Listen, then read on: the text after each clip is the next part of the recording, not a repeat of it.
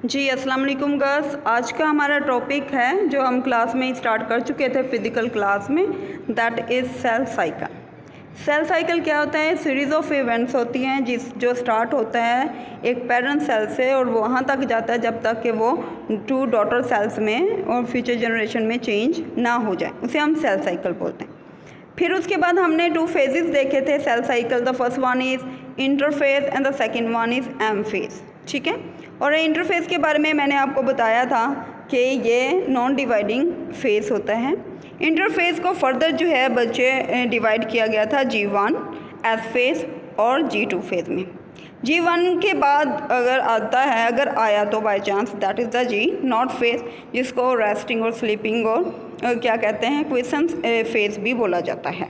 जी देखिएगा, उसके बाद जो येलो कलर में शो किया गया that is the M phase. M phase बच्चे अगर आप देखें एरो से तो आपको पता चल रहा होगा कि एम फेज में आगे फर्दर जो है एक सेल कितने में डिवाइड हो रहा है, 2 सेल्स में डिवाइड हो रहा है। तो वो ड्यूरेशन जिसमें इंटरफेज से एम गुजर जाने के बाद 2 सेल्स प्रोड्यूस होते हैं, इसको ओवरऑल सेल साइकिल बोला जाता है। जी आगे देखिएगा, हमने कल भी ये डिस्कस किया क्लास में, अगेन रिपीट कर रही हूँ आपके साथ शेयर कर रही हूँ। First one is G1 gap one में क्या होता है, मैंने 4 पॉइंट्स लिखे थे लेकिन फिर रिपीट कर रही हूँ। G1 में फर्स्ट जो प्रोसेस होता है वो क्या होता है, सेल जो है वो अपने ऑर्गेनेल्स जो है वो इंक्रीज़ करना शुरू कर देते हैं G1 फेज में। ऑर्गेनेल्स भी कौन कौन से? माइटोकॉन्ड्रिया और राइबोसोम। माइटोकॉन्ड्रिया किस लिए इंक्रीज़ करें? ताकि एनर्जी सेल को मिलती रहे, और आपके राइबोसोम्स इसलिए ताकि प्रोटीन्स बनती रहे। सप्लाई ऑफ प्रोटीन इंक्रीज़ हो जाती है, क्यों? क्योंकि राइबोसोम जो हैं वो नंबर में इंक्रीज़ करते हैं। उसके बाद जो है सेल का साइज़ जो है वो बढ़ना शुरू हो जाता है, और साइज़ बढ़ने के लिए, ग्रोथ के लिए एनर्जी माइटोकॉन्ड्रिया दे रहा होता है। 4th पॉइंट इसमें G1 में बच्चे वो एंजाइम्स प्रोड्यूस होते हैं जो कि अगले फेज़ एस फेज़ में जो हैं वो हेल्प आउट करते हैं किसकी? डुप्लीकेशन की। तो G1 में एंजाइम जो हैं वो इनएक्टिव होते हैं लेकिन बनते G1 में, और एक्टिव होते हैं वो नेक्स्ट एस फेज़ में। एस फेज़ में बच्चे डुप्लीकेशन होती है किसकी? क्रोमोसोम्स की। और फिर जो सिंगल क्रोमोसोम है वो किस में? क्रोमेटिड में रेप्लिकेट करता है ओवरऑल, क्योंकि क्रोमोसोम आपके डीएनए और प्रोटीन से मिलकर बनते हैं तो डीएनए सिंथेसिस बोला जाता है। उसके बाद है आपका ग्रीन कलर में G2 फेज़, गैप 2 फेज़। इसमें सेल जो है वो साइज़ में बढ़ता ही जाता है, और इसके अलावा इसमें माइटोसिस के लिए तैयारी होती है, यानी डिवीजन, सेल डिवीजन के लिए तैयारी होती है, और इसमें स्पिंडल फाइबर बनते हैं बच्चे। स्पिंडल फाइबर ट्यूबुलिन प्रोटीन से मिलके बनते हैं, और स्पिंडल फाइबर का मतलब होता है thread like structure. Spindle mean होते हैं बिल्कुल गोल, जैसे कि आपकी पेंसिल्स या पेन जो होते हैं बिल्कुल सिलेंड्रिकल शेप में होते हैं। स्पिंडल फाइबर जो होते हैं ये वो प्रोटीन के थ्रेड लाइक स्ट्रक्चर होते हैं जो कि क्रोमोसोम्स के साथ अटैचमेंट शो करेंगे एम फेज़ में, ठीक है। उसके बाद ब्लू में है आपका एम फेज़, माइटोसिस फेज़, जो हम इंशाल्लाह फिज़िकल क्लास में डिस्कस करेंगे। सेल डिवीजन होगी इसके अंदर।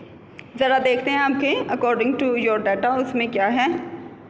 इसमें सबसे पहले देखते हैं G1 फेज़। G1 फेज़ में क्या हुआ है कि जैसे ही आपका इंटरफेस के बाद हम G1 फेज़ में आते हैं तो सेल जैसे ही ये स्टार्ट होता है तो उसके सेल जो है वो स्टार्ट कर देता है G1 फेज़। इस फेज़ में सेल इंक्रीज़ करता है supply of protein, number of organelles जो है इंक्रीज़ करते जाते हैं, जैसे mitochondria, ribosome. Cell growth show करता है साइज में, और ये फेज़ जो है मार्क किया जाता है by the synthesis of various enzyme that are required in the next phase, that is the S phase, ठीक है। क्यों? For the duplication of chromosome. आमतौर पे इंटरफेस जो है वो ओवरऑल टोटल टाइम देखा जाए तो 90% में टाइम जो है वो आपका इंटरफेस लेता है, बाकी 10% टाइम जो है वो आपका माइटोसिस फेज लेता है। तो लॉन्गेस्ट फेज जो है वो एक्चुअली कौन सा? Interphase, not M phase. उसके बाद बच्चे देखिएगा आपका एस फेज़ है। एस फेज़ देखिएगा सेल इसमें डुप्लीकेट करता है अपने क्रोमोसोम्स। इसके नतीजे में क्या होता है, जैसे ही डुप्लीकेशन होती है तो हर क्रोमोसोम जो है वो 2 सिस्टर क्रोमेटिड में चेंज हो जाता है, और अब पहले वो सिंगल क्रोमेटिड पे था, अब वो डबल क्रोमेटिड में चला जाता है। उसके बाद एस फेज़ के बाद जो नेक्स्ट है वो है G2 फेज़। जैसे ही सेल इसमें इस डिवीजन फेज़ में अभी गया नहीं है, ज़ाहिरी तौर पे लग रहा है कि सेल डिवाइड नहीं करा, लेकिन अंदर सारे फेजेस काम कर रहे हैं। G2 फेज़ जो है उसमें सेल जो है वो अपने साइज फुली ग्रोथ शो करता है, ग्राउंड शो करता है। उसके बाद क्या होता है, उसमें स्पिंडल फाइबर फॉर्मेशन भी हो जाते हैं। कभी कभी ऐसे होता है कि सेल्स जो है वो आर्जी तौर पे या मुस्तकिल परमानेंटली डिवाइड करना स्टॉप कर देते हैं। हम कहते हैं कि वे एक स्टेट ऑफ क्विसेंस में चले जाते हैं, यानी गुनूदगी की हालत में चले जाते हैं, तो बच्चे G0 फेज़ उसे बोला जाता है। लास्ट 2 लाइन्स जो हैं वो G0 फेज़ की डेफिनेशन है।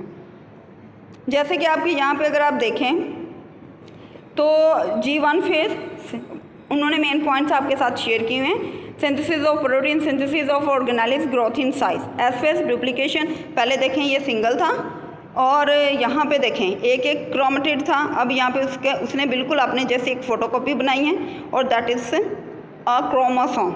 और इसके अब पहले सिंगल क्रोमेटिड थे, अब कितने हो गए, 2 क्रोमेटिड हो गए। तो ये क्या हुआ, डुप्लीकेशन हो गया। यहाँ पे G0 फेज़ को अगर देखें तो इसमें ज़्यादा ग्रोथ होती है। सिंथेसिस ऑफ प्रोटीन जो कि किस में हेल्प आउट करती है, फॉर्मेशन ऑफ स्पिंडल फाइबर जो कि क्रोमोसोम के साथ अटैचमेंट शो करते हैं। उसके बाद आगे आएगा एम फेज़ जो एक सेल से आगे, अगर आप डायग्राम में भी देखें तो ये एक सेल है और इससे आगे कितने बन रहे हैं, 2। और कभी होता है कि G1 के बाद सेल जो है वो टेम्परेली यानी या तो थोड़ी देर के लिए या फिर हमेशा के लिए जो है वो सेल डिवीजन को स्टॉप करवा देता है अगर सेल G0 फेज़ में चला जाए। उसके बाद अगर देखिएगा G2 फेज़ के बाद इंटरफेज़ जो है वो ख़त्म हो जाता है।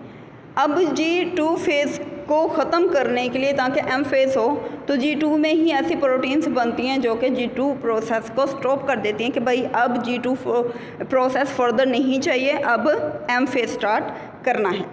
G0 फेज़ मल्टीसेलुलर मैंने आपके साथ शेयर किया था, फिर शेयर करी हूँ। कुछ सेल जो हैं वो परमानेंटली जो हैं वो चले जाते हैं और कभी वापस जो हैं डिवाइड नहीं करते हैं।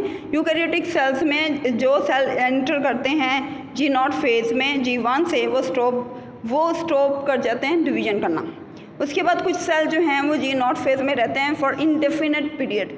इनडेफिनेट पीरियड गैर मुअय्यना मुद्दत को बोलते हैं, जिसका हमें नहीं पता कि ये कभी डिवाइड करेंगे या फर्दर फंक्शन करेंगे या हमेशा के लिए ही सोए रहेंगे। कुछ सेल जो होते हैं कुछ सेल जो होते हैं वो G0 फेज़ में सेमी परमानेंटली जाते हैं, यानी वो डेफिनेट पीरियड के लिए जाते हैं और कुछ अरसे के बाद लाजमी है कि वो दोबारा से एक्टिव होंगे। जैसे आपके लीवर और किडनी सेल्स हैं जो इनडेफिनेट पीरियड के लिए जाते हैं, वो आपके ब्रेन सेल्स हैं, न्यूरॉन्स हैं, नर्व सेल्स हैं। कुछ सेल्स हैं जो कभी भी आपके G0 फेज़ में नहीं जाते और वो थ्रू आउट योर लाइफ आपकी पूरी ज़िंदगी डिवीजन शो करते हैं। That is your epithelial cells like skin cells होते हैं, इंटरनल ऑर्गन्स की आउटर लेयर्स होती हैं। ये हमेशा आपके G0 फेज़ में कभी भी नहीं जाते और डिवीजन शो करती रहती हैं। ये जो इवेंट्स होते हैं सेल साइकिल के, G1 के बाद आ रहा है आपका SS के बाद G2 आ रहा है, उसके बाद M आ रहा है, ये प्रॉपर ऑर्डर और डायरेक्शनल होते हैं। ठीक है, ये कभी भी नहीं हुआ कि G1 के बाद G2 आ जाए और S फेज़ जो है लास्ट पे आ जाए, ऐसा नहीं होता। ये एक तरतीबशुदा है हालत और इसी में ही चलते रहते हैं। ये एक प्रॉपर सीक्वेंस में चलते हैं और ये कभी भी रिवर्स नहीं होते। G2 से S में चला जाए, S से G1 में चला जाए, ऐसे नहीं होता। ये G1 से स्टार्ट होगा, फिर S आएगा, फिर G2 आएगा और फिर M फेज़ आएगा और ये हमेशा से ऐसे ही चलता आ रहा है और ये ऐसे ही साइकिल चलेगा।